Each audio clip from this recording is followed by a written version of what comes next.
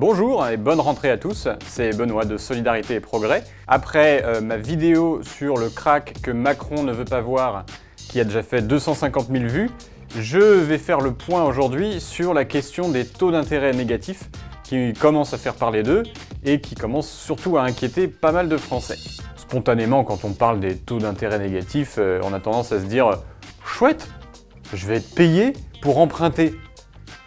Pour notre pays, la France, c'est tout bénef, parce qu'on pourrait emprunter et on serait payé par les banques pour ça. Allez, c'est ma tournée! Bref, a priori, on n'aurait pas de quoi se plaindre. Sauf quand on s'intéresse au revers de la médaille, c'est-à-dire ceux qui prêtent. Parce que alors eux, ils sont pas vraiment très contents. Si vous devez payer quelqu'un pour qu'il vous emprunte votre argent, c'est pas vraiment la situation la plus enviable du monde. Et bien sûr, il y a un risque pour les épargnants, puisque si le rendement des placements devient négatif, vous perdez de l'argent en épargnant. Et je crois que c'est pas vraiment le but du jeu à la base, je rappelle. On va revenir sur tout ça et on va commencer par débroussailler le sujet pour que vous compreniez vraiment ce qu'il y a derrière cette bizarrerie financière et pour voir s'il faut vraiment s'inquiéter.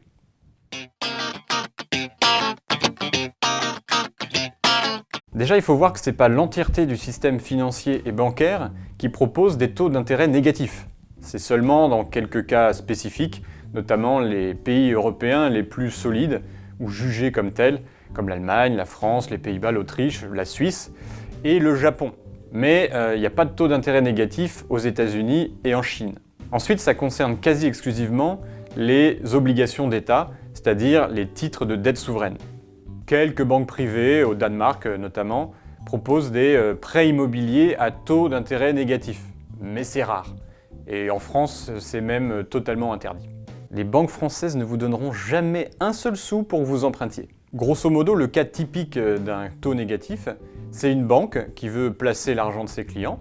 Elle va investir dans la dette allemande sur 3 ans par exemple. Elle va acheter des obligations d'État, mais au lieu de percevoir un intérêt, elle va s'acquitter d'un taux négatif de moins 0,7%. C'est-à-dire qu'elle va payer l'État allemand pour que l'État allemand lui emprunte. C'est vraiment le monde à l'envers. C'est surtout dingue que la banque accepte de faire ça. Je veux dire, elle est en train de perdre de l'argent. Comment elle va rémunérer ses clients après? Bizarre. Pour comprendre cette folie, il faut remonter à la crise de 2007-2008 et à la politique monétaire des banques centrales qui a été suivie à l'époque. Comme je l'ai expliqué dans ma précédente vidéo, il y a eu 3 grandes actions des banques centrales. D'un côté, elles ont abaissé les taux d'intérêt directeurs pour stimuler l'offre de crédit bancaire. En parallèle, elles ont lancé un plan de quantitative easing, assouplissement quantitatif en français, qui consistait à racheter des actifs non rentables, notamment d'États en difficulté, et ceci pour créer une raréfaction de ces titres sur le marché secondaire et faire baisser les taux d'intérêt. D'un autre côté, les banques centrales ont facilité les prêts de long terme à des taux avantageux, ce qu'on a appelé en Europe les LTRO, les Long Term Refinancing Operations. Tout ceci avait comme but officiel de rassurer les marchés et de pousser les banques à prêter beaucoup plus à l'économie réelle pour faire repartir la croissance. En vrai, c'était pour sauver la bulle des produits financiers dérivés. Sur le papier, le plan avait l'air parfait. Sauf que les banques ont utilisé l'argent pour se renflouer suite à leurs pertes sur les produits dérivés. Et les grosses entreprises ont emprunté aux banques pour racheter leurs propres actions en bourse pour maquiller leur état de santé réel. Résultat, l'économie n'a quasiment pas changé structurellement. Elle garde plus ou moins les mêmes faiblesses qu'avant la crise, mais en plus maintenant, elle est droguée à la monnaie et elle a besoin de sa dose quotidienne pour exister. Surtout, les taux d'intérêt ont été comprimés vers le bas depuis 2008, ce qui nous a entraîné progressivement dans ce fameux territoire des taux négatifs. Alors ces taux négatifs ont commencé à apparaître vers 2012 dans la zone euro, notamment au niveau de l'Allemagne, mais le phénomène s'est considérablement accentué entre 2015 et 2018, au moment où la Banque centrale européenne a lancé son programme de rachat d'actifs, son quantitative easing, où elle a racheté pour 60 milliards d'euros par mois d'actifs, puis elle est passée à 80 milliards d'euros par mois et est redescendue à 60 ensuite. Ça s'est arrêté en 2018, et pendant toute cette période, elle a racheté pour 1700 milliards d'euros d'actifs qu'elle a déversés dans le système pour le sauver. En achetant massivement des titres d'obligations d'État, la BCE a créé un effet de rareté. Elle a asséché le marché. Ce qui fait que l'offre a été moindre et la demande était toujours grande puisque les banques devaient détenir des obligations d'État dans leur portefeuille suivant la réglementation. Tout le monde se précipitait sur ces obligations d'État. Cette rareté provoquée par la BCE a fait monter le prix d'achat des titres sur les marchés. Or, et c'est là qu'il ne faut pas perdre le fil, quand le prix d'achat d'un actif augmente, alors son taux d'intérêt, son rendement, diminue. Et là, j'ai perdu 3/4 des gens, je crois. Il y a encore quelqu'un là-dedans? Bon, explication. Si j'ai un titre de dette qui représente une valeur de 100 € avec un taux d'intérêt à 2% par an sur 5 ans, donc ça fait 10 € d'intérêt à percevoir en tout, je peux le revendre à un investisseur pour la somme de 111 €. Donc cet investisseur, au bout de 5 ans, retrouvera 110 €, c'est-à-dire 100 € de valeur plus 10 € d'intérêt, et il va perdre 1 € dans l'affaire. Donc son taux d'intérêt réel sera de moins 0,9%, c'est-à-dire moins 1 divisé par 111. Vous voyez un peu le délire? Eh bien ça, c'est ce qui s'est passé sur le marché secondaire, c'est-à-dire c'est le marché de l'occasion, où on peut revendre des titres et où les banques centrales sont autorisées à racheter ces titres. Les fameux taux négatifs sont apparus en premier dans ce secteur. Ensuite, le marché primaire a été touché, c'est-à-dire le marché où les États, les entreprises cherchent des financeurs directs. C'est un peu le marché du neuf. Voilà, il y a le marché du neuf et le marché de l'occasion. Sur le marché primaire, les États vendent leurs titres de dette. Et pour ce qui est des pays comme l'Allemagne, la France et d'autres pays jugés solides, avec des grosses guillemets, eh ben, ils profitent de taux d'intérêt négatifs. Et c'est ce qu'on peut voir en fait sur ces courbes de taux qui représentent le taux d'intérêt demandé par l'Allemagne et la France pour chaque échéance. Là, ça va de 2 ans à 30 ans. On voit bien qu'au fil des années, ces courbes de taux se sont enfoncées vers le bas, traduisant des taux de plus en plus négatifs. Pourquoi la France n'en profiterait pas pour emprunter un maximum et rembourser sa vieille dette? Tout simplement parce qu'elle ne peut pas emprunter 2000 milliards d'euros à taux négatif. Il y a quand même des limites. D'ailleurs, la récente levée qui a fait la une de tous les journaux a atteint 10 milliards tout au plus. Mais au moins, on pourrait en profiter pour investir dans des projets productifs de long terme, tant qu'à faire. Mais bon, tout ça c'est bien gentil, mais vous vous demandez sûrement qu'est-ce qui fait qu'un investisseur est attiré par des taux négatifs? C'est pas normal. Normalement, il devrait fuir. Eh bien, il y a plusieurs raisons. La première, c'est avant tout qu'il n'a tout simplement pas le choix.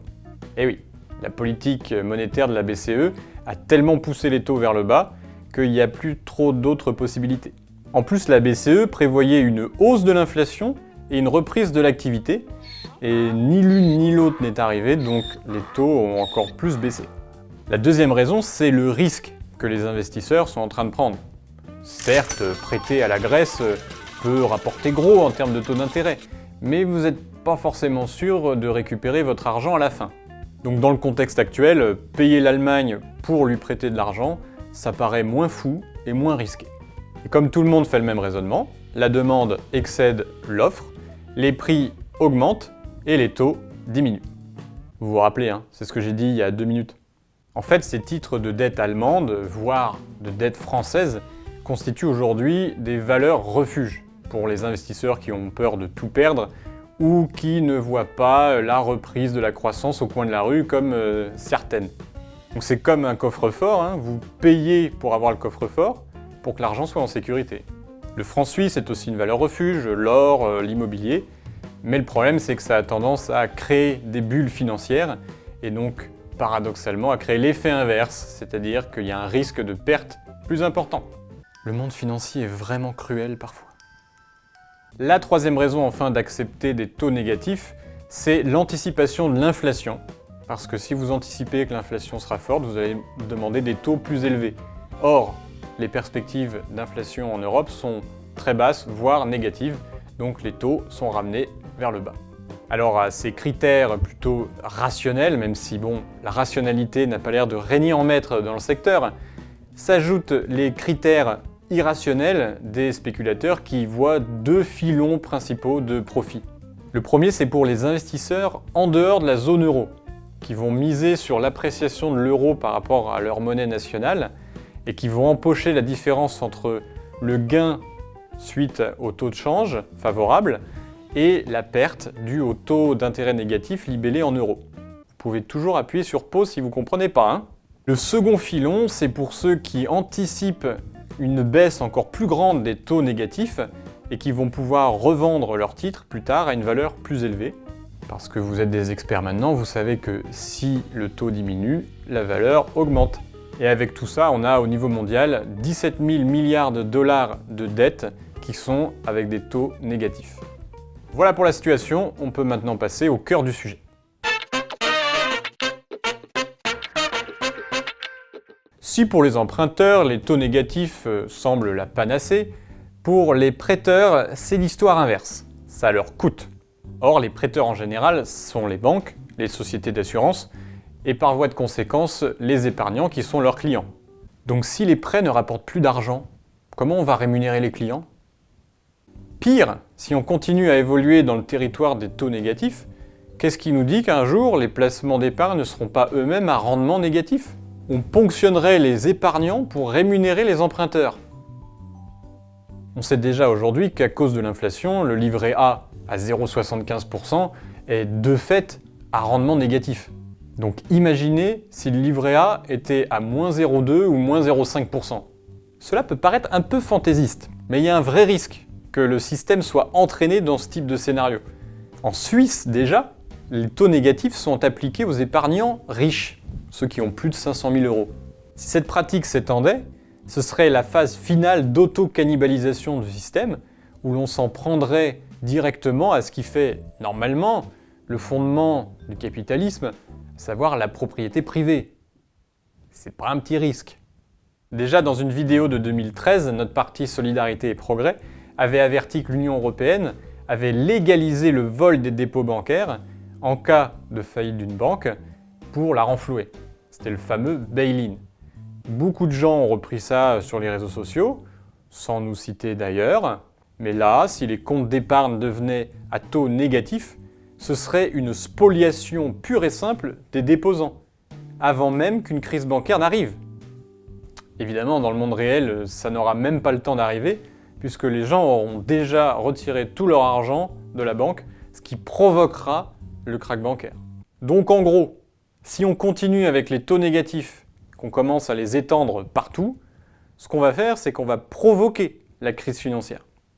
Peut-être est-ce le but des milieux financiers. En tout cas, Christine Lagarde, la nouvelle patronne de la BCE, n'a pas l'air de trop s'inquiéter puisqu'elle a dit « Oh bah les taux négatifs, il faut s'y faire !» Sûrement qu'elle nous fera un mea culpa après, comme elle a fait avec le traitement de la Grèce quand elle était au FMI. Hein Christine? Il faut cesser cette hypocrisie et s'engager dès maintenant pour mettre en liquidation judiciaire le système financier spéculatif. SCP propose depuis bien longtemps les deux solutions qui feront l'affaire, la séparation des banques de dépôt et des banques d'investissement et l'établissement de banques nationales pour canaliser le crédit dans des projets productifs de long terme. Nous invitons tous les citoyens courageux à nous rejoindre, soit dès le 21 septembre en vous inscrivant à notre grande conférence à Saint-Ouen, soit après, en menant cette bataille historique pour laquelle nos enfants et nos petits-enfants nous jugeront. Donc maintenant, pour ceux qui veulent s'engager et aller un peu plus loin, je vais terminer sur un dernier point.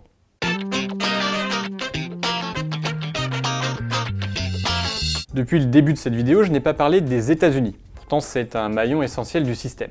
Alors les États-Unis ne connaissent pas encore les taux d'intérêt négatifs, parce que la Réserve fédérale américaine a relevé les taux d'intérêt directeurs depuis 2015-2016 de quasiment 0% à 2,5% fin 2018, puis elle les a rebaissés à 2,25% en 2019. Donald Trump est tellement jaloux de nos taux d'intérêt négatifs qu'il vocifère tous les jours sur la Réserve fédérale pour qu'elle baisse ses taux d'intérêt, soi-disant pour favoriser encore plus la croissance. Pour l'instant, la Réserve fédérale n'a pas accepté de le faire. Voir ma vidéo précédente. Par contre, un autre problème est en train d'arriver là-bas, c'est l'inversion de la courbe des taux. Pour faire simple, comme vous pouvez le voir sur ce schéma, En temps normal, les taux d'intérêt à long terme sur les bons du Trésor américain sont plus élevés que les taux courts parce que le risque est plus grand de ne pas être remboursé dans 30 ans que dans un mois. Sauf qu'aujourd'hui, c'est le contraire qui est en train d'arriver.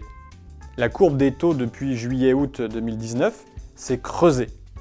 Les bons du Trésor de court terme sont ainsi jugés plus risqués que les bons à 5 ou 10 ans. C'est vous dire si les investisseurs ont confiance dans le court terme. En général, dans le passé, une telle inversion de la courbe des taux a mené, dans 8 cas sur 9, à une récession économique. Mais les experts de Wall Street se veulent rassurants. C'est pas pareil qu'avant. Vous inquiétez pas, l'économie aujourd'hui va bien.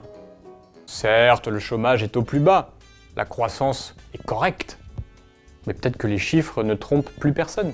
Peut-être que la guerre commerciale entamée avec la Chine aura des conséquences néfastes à court terme.